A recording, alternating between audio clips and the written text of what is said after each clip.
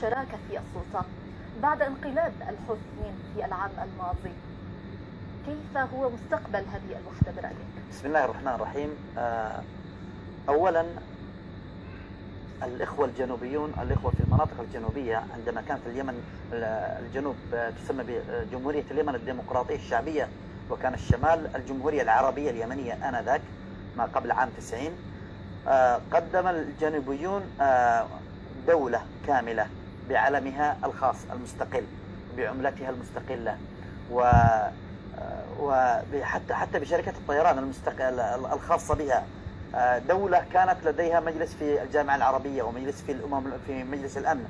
كانت دولة بكل معنى الكلمة، وقدم الجنوبيون وأبناء الجنوب دولة كاملة على طبق من ذهب، حتى يلتحمون مع أبناء إخوانهم في الشمال لتحقيق بلد واحد قوي ودولة واحدة تحت مسمى الجمهورية اليمنية.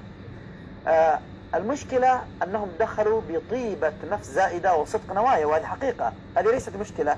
لكن المشكلة في علي عبد الله صالح الذي سخر هذه الطيبة التي موجودة عندهم، سخرها إلى حديقة خاصة به ولأسرته وللبطان الحاشية التي كانوا معه، النهب والسلب ونهب الأراضي والممتلكات وما إلى ذلك، حتى جعلهم يكرهون شيء اسمه الوحدة. وإلا فهم من بادر بالوحدة، وهم من سعى إليها، ومن كانوا يرغبون وكانوا يتغنون بها بالنشيد الصباحي في المدارس. ووصلوا إلى مرحلة أنهم يطالبون بالانفصال وفك الارتباط عن الشطر الشمالي بسبب الإجراءات القمعية وسبب النهب والسلب الذي كان ممنهجا من قبل ميليشيات علي عبد الله صالح آنذاك أثناء ما كان حاكما. الآن نحن نقول لإخواننا في المناطق الجنوبية: ضعوا أيديكم في أيدينا أمام هذا الصلف العدواني الحوثي العفاشي أو الصالحي في هذه اللحظة، حتى نستطيع أن ندحر هذا العدو الذي نهب الشمال كما نهب الجنوب على حد سواء. على فكرة الشمال ليست حديقة جنيف، الشمال كمان هي مطحونة ومنهوبة تماما، ثم جاءت الجنوب فطحنت ونهبت كما طحنت الشمال.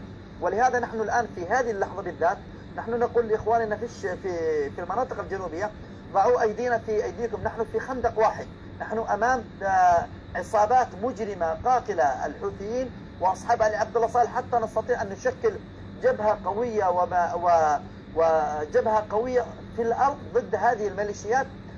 عندما ننتصر عليهم إن شاء الله نستطيع أن نبقى على طاولة الحوار، ونحن في الشمال وأبناء الشمال مع أي قرار يجمع عليه إخواننا في المناطق الجنوبية. طيب الآن ننتقل إلى العميد